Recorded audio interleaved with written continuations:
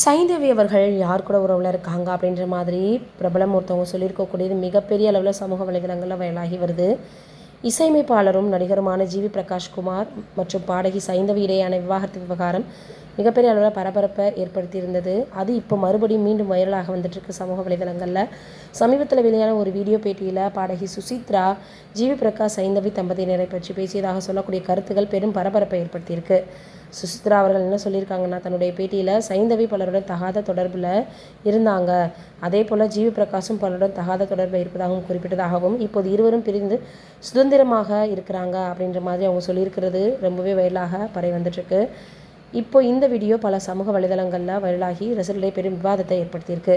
இருந்தாலும் ஜிவி பிரகாஷ் மற்றும் சைந்தவி இருவரும் 2024 தங்கள் விவகாரத்தை அதிகாரப்பூர்வமாக அறிவிச்சிட்டாங்க. விவகாரத்தை வாங்கிட்டாங்க.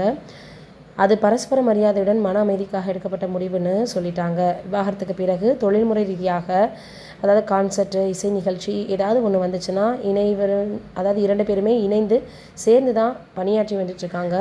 சைந்தவி தனது பேட்டியில் விவாகரத்தை பற்றி உணர்ச்சிபூர்வமாக பேசியும் இருவரும் ஒருவருக்கொருவர் மரியாதை வைத்திருப்பதாகவும் சொல்லியிருந்தாங்க. சுசித்ராவினுடைய இந்த கருத்துகள் உண்மையான பேட்டியிலிருந்து எடுக்கப்பட்டதா அல்லது திருப்பிப்படுத்தப்பட்டதா அப்படின்றது குறித்து உறுதியான தகவல் இன்னும் தெளிவாக வெளியாகலை.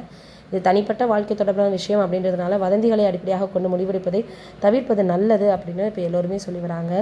அவங்கள மட்டும் கிடையாது, சமூக வலைதளங்களில் ஏறக்குறைய நிறைய பேரை அதே போல் தான் பேசி வந்துட்டுருக்காங்க. சின்னதாக ஒரு விஷயம் இருந்தால் அதை தவறாக புரிஞ்சுக்கிட்டு அப்படியே சமூக வலைதளங்களில் வைரலாக்குறது, அவங்கள தவறாக பேசுகிறது அப்படின்னு பல விஷயங்கள் தொடர்ந்து நடந்து வந்துக்கிட்டே தான் இருக்குது.